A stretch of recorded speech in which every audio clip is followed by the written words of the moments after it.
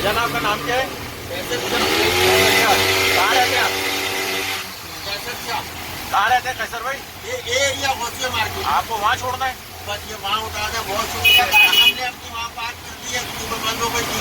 अच्छा, फैमिली आपके साथ है? तो साथ है हमारे में। ठीक है भाई।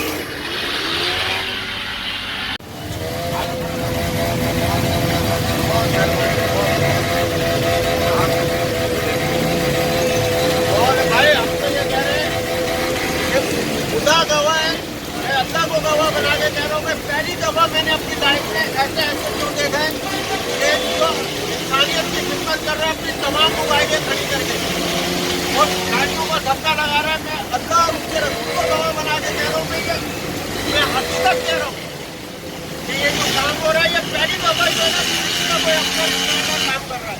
थैंक यू, मैं थैंक अपनी फैमिली के साथ आया हूँ। यू। फैमिली की भी बनाओ भाई।